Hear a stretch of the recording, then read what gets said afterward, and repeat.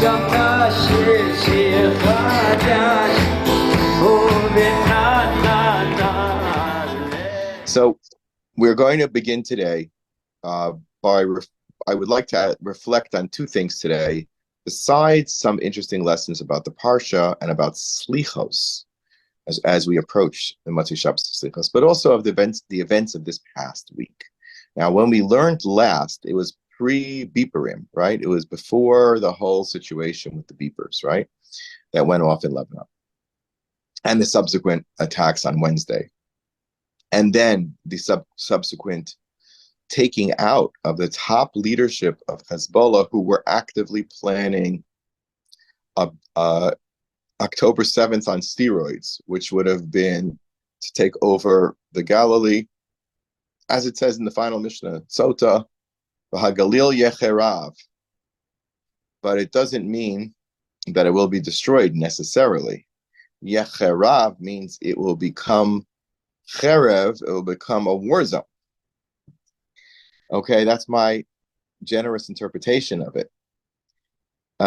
And therefore, yes, of course it's a war zone. We know it's a war zone. It's been a war zone since October 7th, but that doesn't mean that it will chas v'shalom be destroyed and that people will not be able to return their homes. So we have to dedicate our shir especially to everything and everyone who has suffered, specifically in the north, and that they should speedily return to their homes.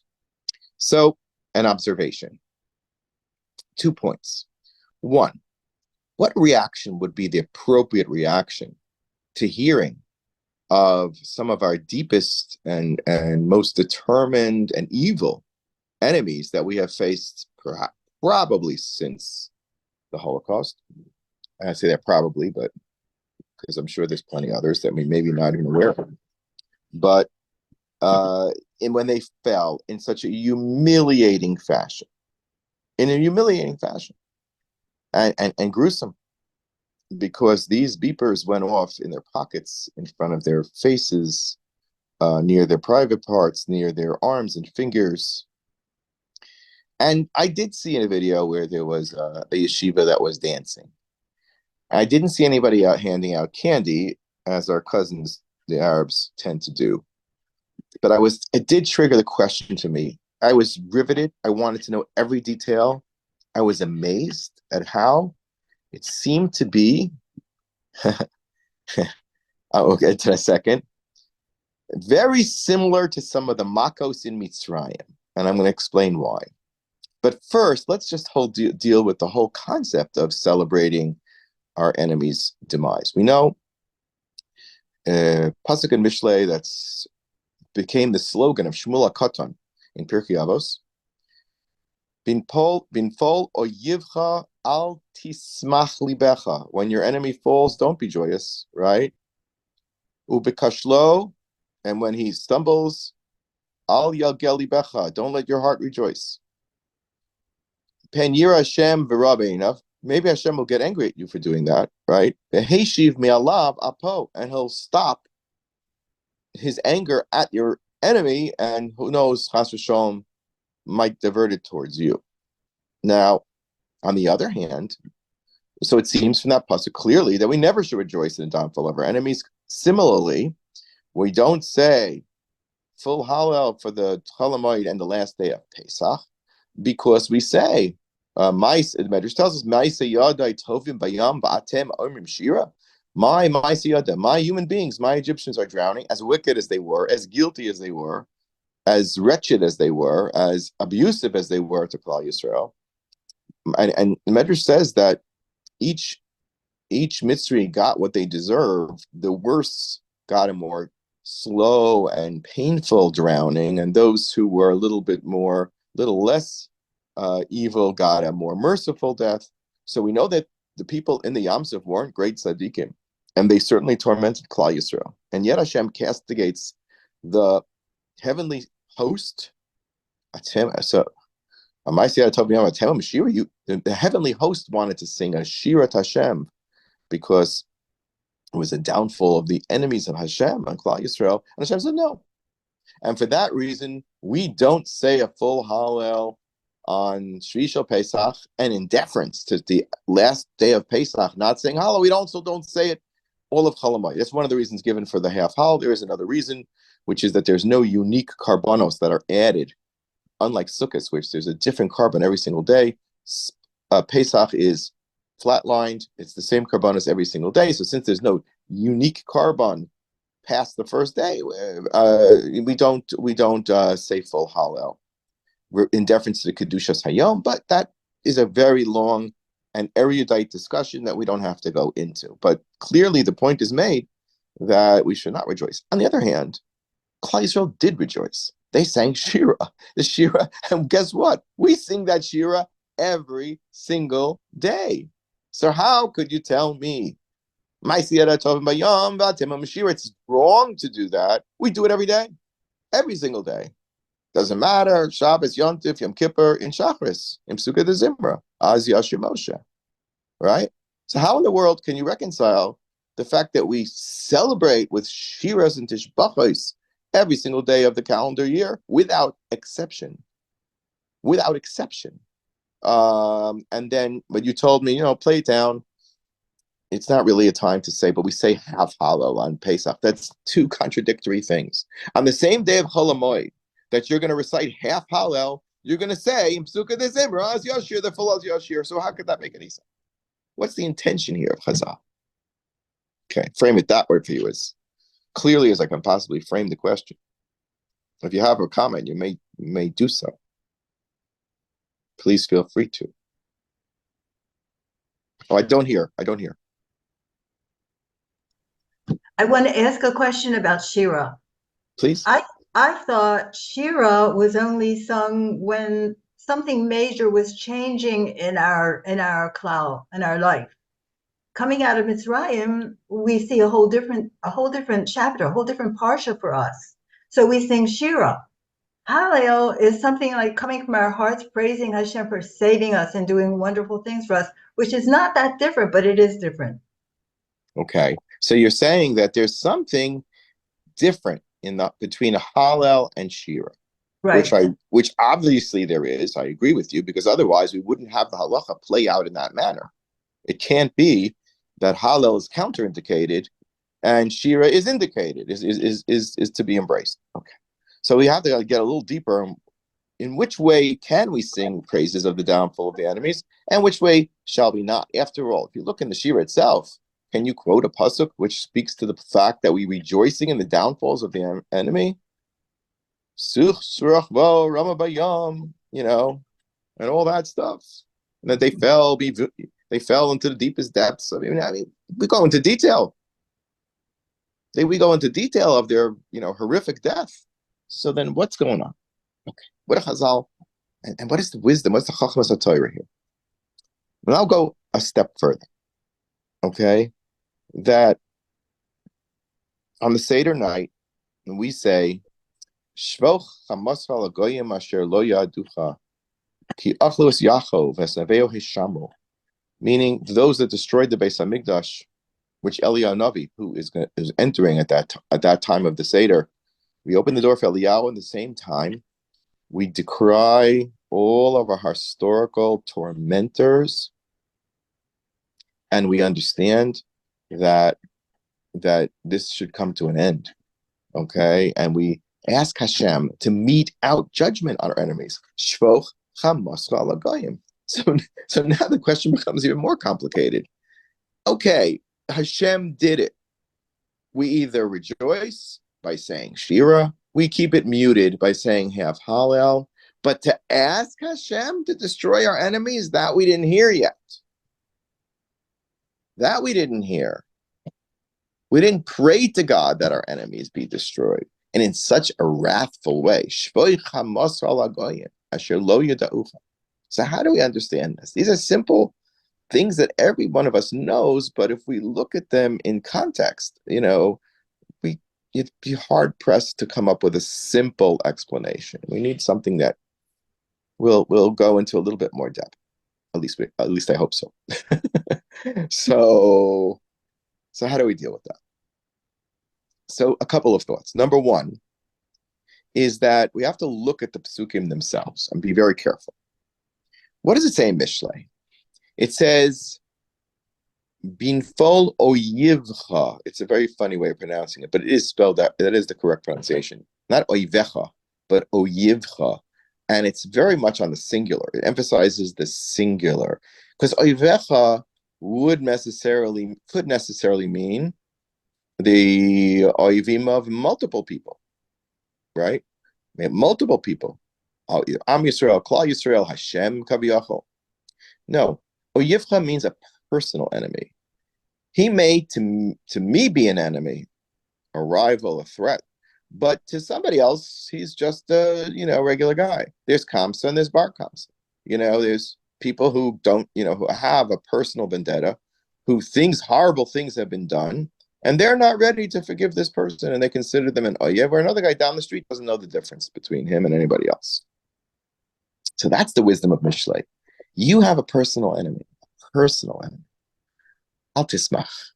Simcha means the type of joy that's all out, right? Sameach chasim v'kal, simchas yomtiv. That's high level. It's not a chuckle. It's not a smile. It's delirious dancing and song, like a chasana, right? Don't go crazy here. All right, you want to smile? Okay, that's one thing. But don't go delirious when your personal enemy he had it coming and uses this and that, and he did this to me. And no, Hashem doesn't like that. Hashem says, listen, buddy, I chose to do this judgment on your personal enemy. And it doesn't necessarily have anything to do with you. Maybe it's part of maybe it was part of my decision, what the wrongs that were done to you, or the dangers that he exposed you or she exposed you to, or the wrongs that were done to you by this person. That was part of the divine plan, perhaps. We're not even sure. But you, just remember, people who live in glass houses should not throw rocks. Who says you're a tzaddik? They have this statement in called tzaddik in pelts. It's sarcastic. We know what that means. What does tzaddik in pelts mean? A tzaddik in a really expensive fur coat. You can go on and say what a tzaddik you are and how you deprive yourself day and night to learn Torah and to daven and to do gemilas chasadim. But in the meantime, you're driving a Lexus or you're driving a Rolls Royce. No. That's called tzaddik in pelts. Maybe you're not, free of above criticism. So we say to such a person, Al tismach, don't carry on here. And even al yageli becha, you're going to keep it to yourself. Don't go around dancing and skipping to yourself, even. Right? Even to yourself. Right? Penir Hashem v'yerabeinu. Hashem will be angry at you and say, what? You think you're so much better than this guy? Who says so? Let's open up your tick and take a look in Shemayim and see how you're doing. No. No way. Just keep it quiet. But that's when it's a personal enemy.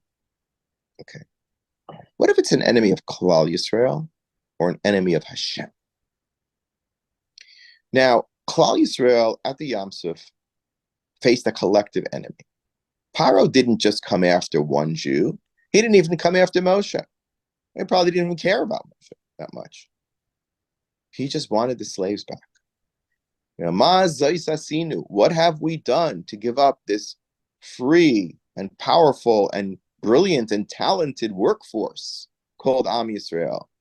So when Paro hikriv, Paro comes close, it means the collective Paro, the whole Mitzrayim, lock, stock, and barrel, its spiritual forces, its Saro Shal Mitzrayim, the koach of Egypt in the world. It's powerful. And it wants Klal Yisrael back. So when Klal Yisrael have been tormented by these people, working us literally to the bone and even at times to the death, especially of young children and so on, and they're disposed of by Hashem, and they had skin in the game. What do I mean by skin in the game? Skin in the game means we all, Klal Yisrael was at risk here. I'm a member of Klal Yisrael, and Klal Yisrael was in wretched danger. In such a case, they're certainly entitled to say Shira because their life was saved. You say about life-changing experience, the best life-changing experience is not to die. That's the best. That's the top life experience, is not to be killed. It doesn't matter if you had a good day or not. You went to the amusement park, you got ice cream. It don't matter. You're alive. You're alive. You survived. That evokes Shira because it's an immediate reaction to a sudden, incredible Yeshua.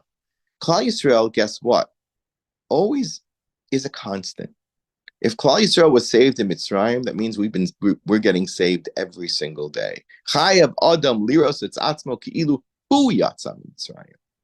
Each and every day by saying the Shira, we reconnect to the Wi-Fi of Shchinas, of the Shechina, and to the collective soul of the Jewish people, known as Knesset Yisrael, which hooks up anytime you hook into a Shechina, whether it's one person learning alone, or two people with Chavrusa, or three people in Din Torah, or 5 people in an organization, or 10 people in a minyan. It doesn't really matter. You log on to the Kedusha and the inspirational reality and life-saving and intervening koach of Hashem and His Shechina. So therefore, you're entitled to say Shira every single day because you were part of that collective experience of Klal Yisrael. And if they were saved on that day, if they weren't saved on that day, guess what? There would be no Klal Yisrael. So I can say, thanks God, I'm here today because you did this wonderful miracle so many years ago. So it makes more sense, a little bit more sense, to say, don't cancel Shira ever. The Jewish people deserve and are obligated to say Shira every single day. And in certain times, more than others. There's a special, like if a new miracle occurs, a new life-saving miracle occurs, then we also would be obligated. But when a life-saving miracle happens to the whole Jewish people, then the entire Jewish people need to say Shira, not just an individual whose life was saved or a group. But now let's turn our question to this, what Hashem's told the Malachim.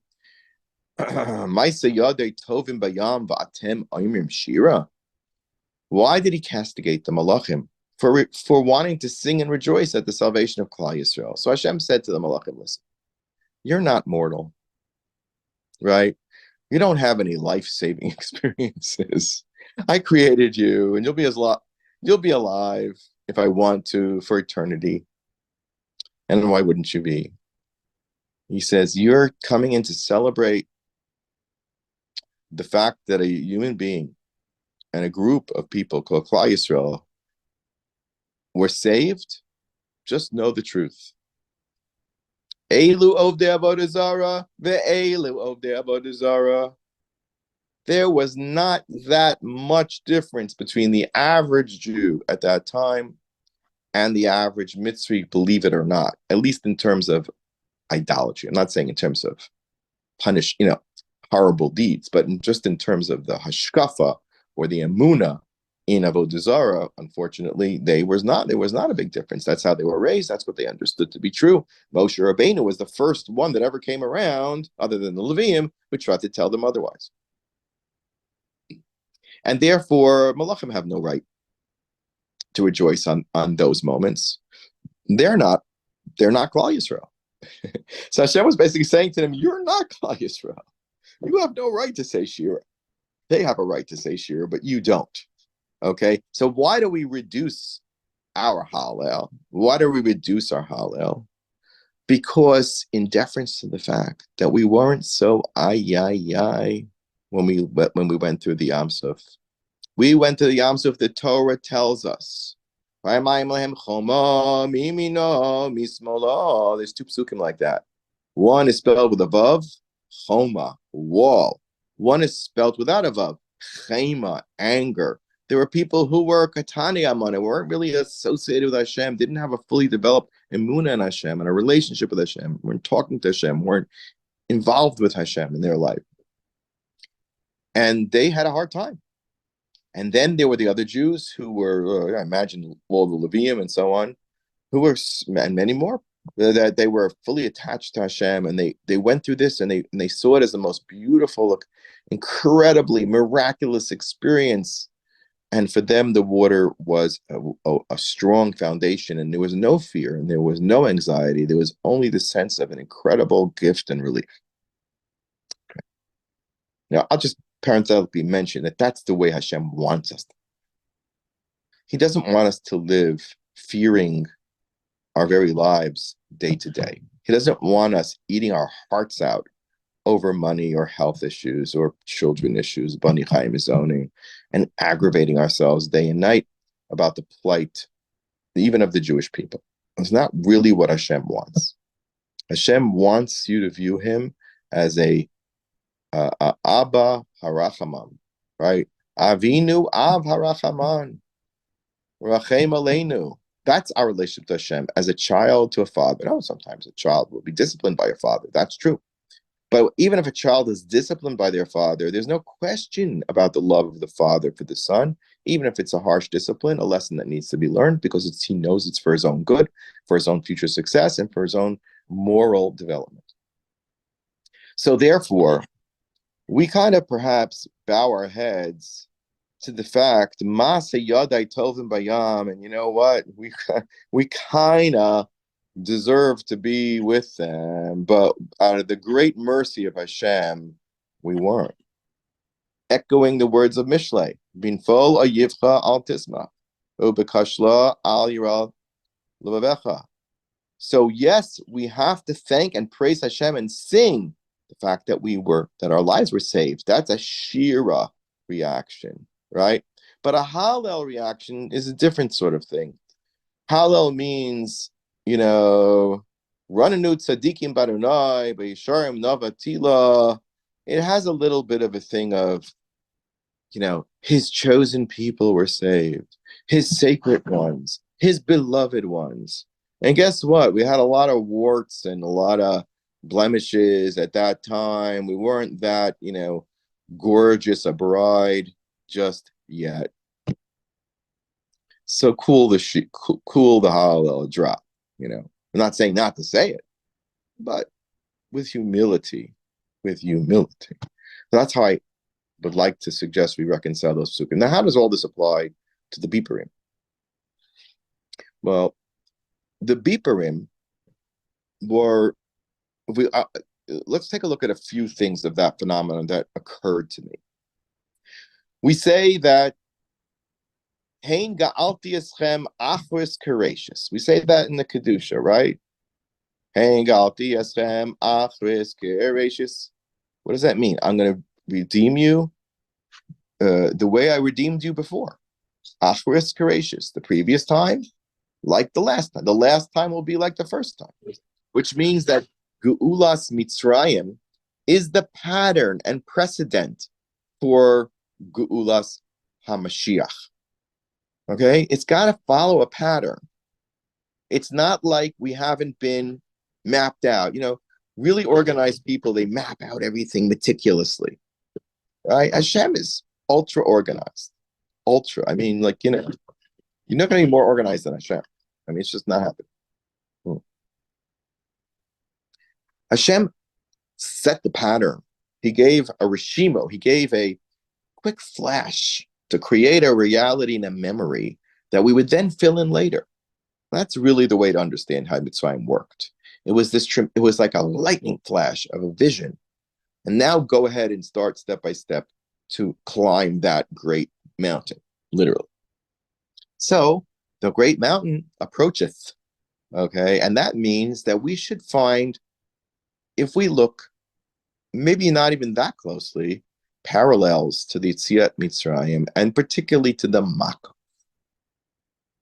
Eser Makos, Hevi Akash Baruch Hu Mitzrayim Mitzrayim, says Pirkei Avos, Mishnah Pirkei Avos, Parakeh, right? V'asara al Hayam, and 10 on the Yam Suf. There were multiple miracles all over the place. Just look at our Haggadah, hundreds and hundreds of miracles. No, are there not hundreds and hundreds of miracles that have gone on recently? Can you name even some of them? And let's go also into the pratim. I could name you several miracles But within the miracles, there were miracles. And that's what the Mitzrayim experience was. We were overwhelmed. Makkah wasn't just a one and out. Look at the Haggadah, 250, 300. It was 50 instead of 10. It was incredibly layered, nuanced, and expanded. Why? So that we would take a look at it and appreciate the incredible power of Hashem's judgment and also experience his incredible love for the Jewish people. So let's throw out a couple of miracles that have happened only, I would say, last couple of months, last couple of days. Go ahead. What about all of the tons of weaponry that Iran threw at us and not one single Jewish person was killed? Yeah, that happened not once. It happened once to Iran, right? And once by Nasrallah, right? So if you remember, that was in response to an earlier attack, and we have to write down all the miracles where they had done away with one of the big Hezbollah nicks. What triggered that one? Who knows? You have to go back and look at all the timeline. It's a massive timeline. So there were two times that was done, one by Iran and one by Hezbollah. And the only major losses that we suffered, I'm not talking about fear and anxiety and so on, but there were, in the first attack, not even a chicken coop was destroyed. That's what the Arabs were saying, or laughing at Iran. They were laughing. They were mocking. Hashem was, Es asher hisalalti b'Mitzrayim. Hashem is mocking his enemies and Klal Yisrael's enemies, playing games with them. He said, you didn't even kill a chicken coop. And the Arabs on Arab media are laughing at them. They couldn't even kill a chicken. Now, the next attack by Hezbollah actually did kill chickens. And then they were sending around on the mass media, Hezbollah fried chicken. And they had a big picture of him, the Colonel Sanders Hezbollah. Wow, you killed a couple of chickens. Yay. Now, in this most recent attack by Hezbollah, after the beepers, after the walkie-talkies exploding, taking out their top echelons of leaders, including a man that's wanted by America for $7 million since 1983. Oh. That's 40 years. He was like a kid when that happened. He's an old cocker now. But 300, what am I talking about? 300 Americans, 300. And now he finally got him with a bomb that came after the beepers, after the walkie-talkies, and then a big bomb as they sat in the bottom of a residential building in Beirut, no less. It wasn't over the border in Bint Jabil, that cursed place where we suffered so much in 2006. It was in a building, and who was with him? The top commanders of Hezbollah, number 2, number 3, plus all other sorts of rogues gallery of upper echelon terrorists and Iranians. Boom. What were they planning? They were planning the October 7th on steroids, which was to take over the Galilee, Khurban, as I mentioned earlier. And boom, they were vaporized. Now, within all these miracles, with one after one after one. So this time, Hezbollah responded, and they killed 15 cows. Now, I received a text saying that the State Department of the United States considered that a major escalation. In other words, to move from no chickens to chickens, and now 15 cows, cautioned Hezbollah restraint that they should not escalate their war with Israel.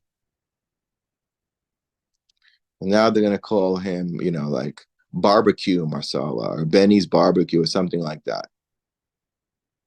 Spare rib, Sulam, whatever his name is, Nasrallah with barbecue sauce. A galechter.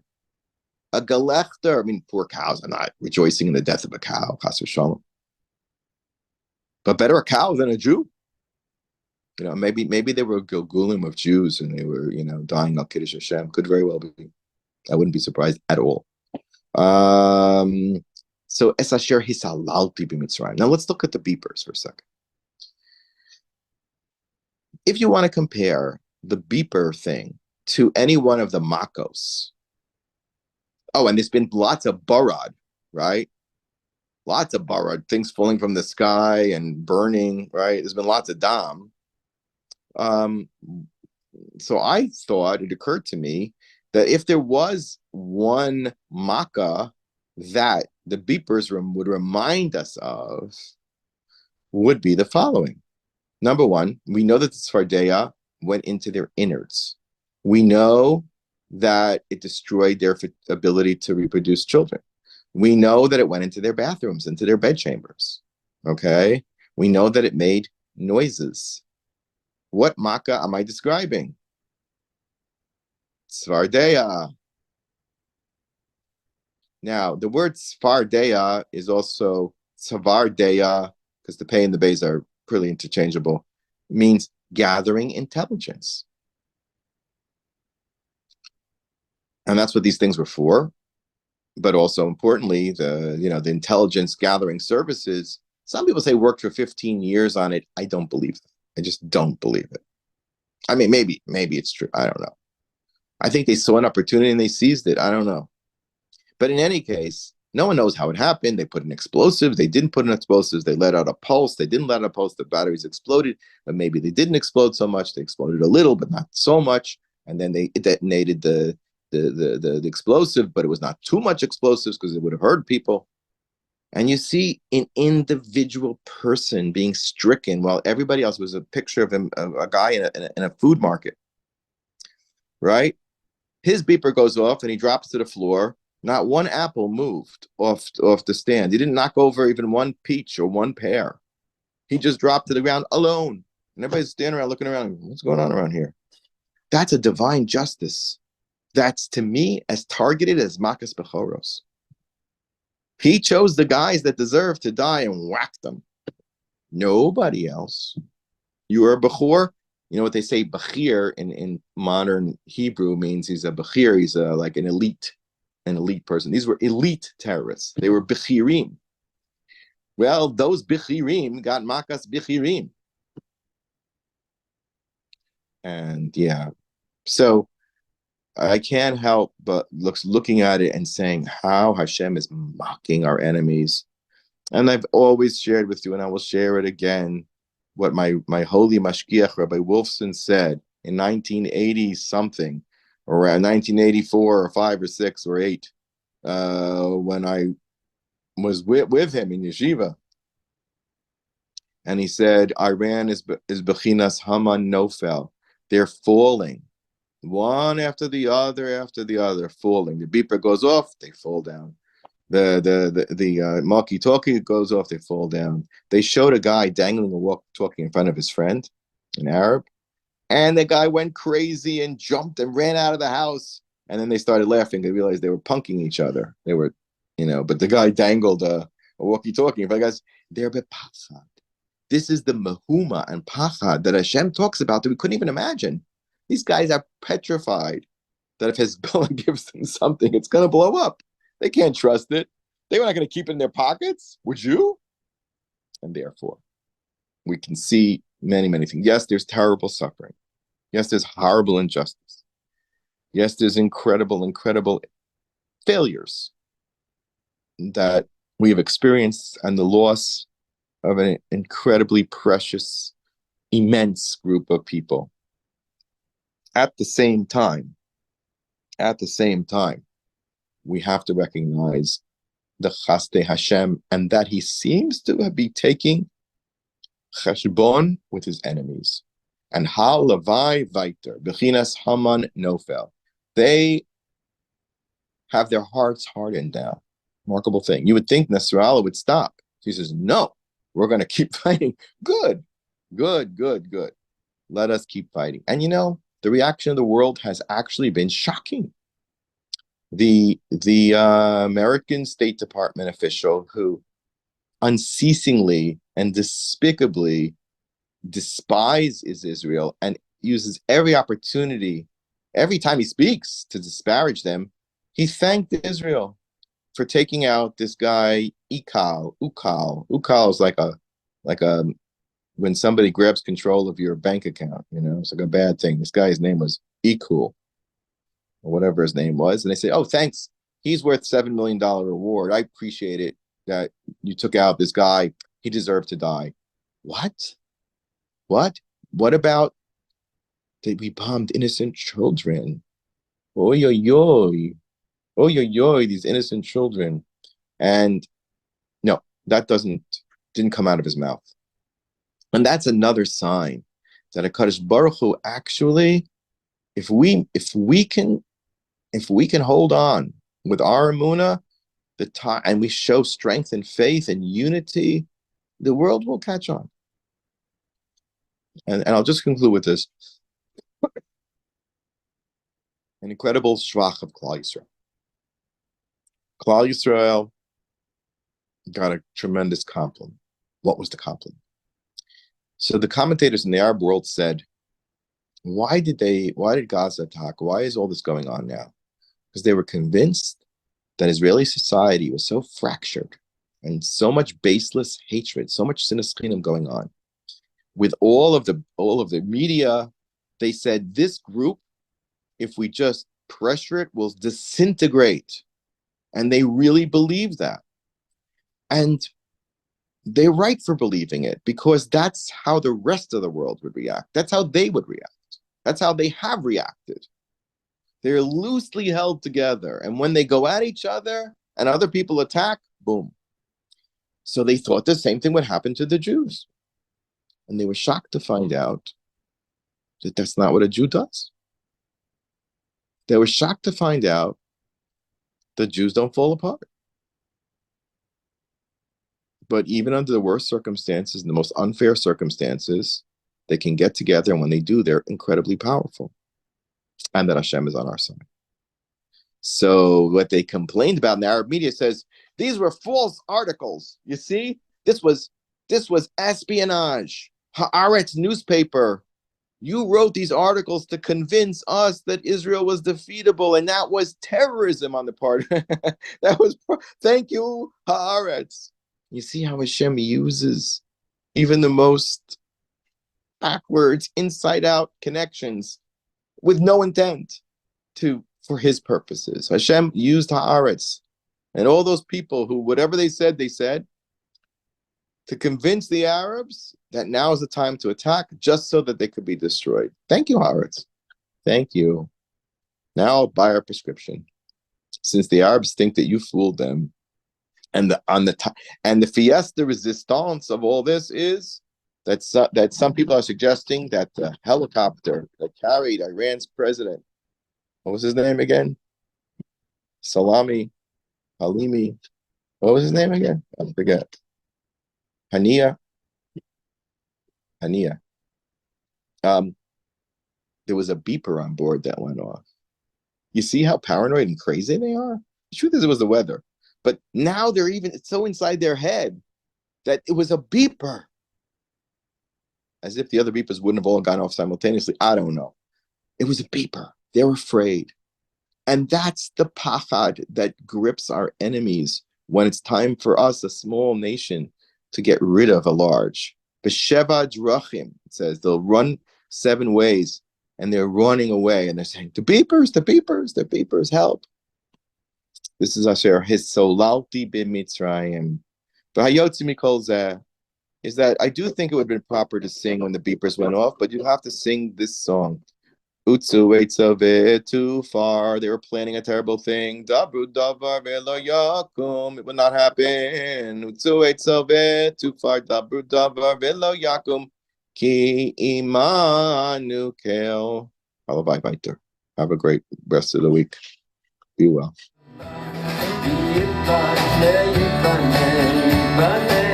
Hamikdash, Yitzion, Yitzion, Yitzion,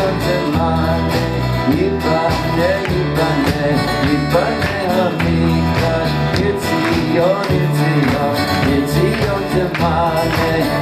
יש שם שיר, שיר חדש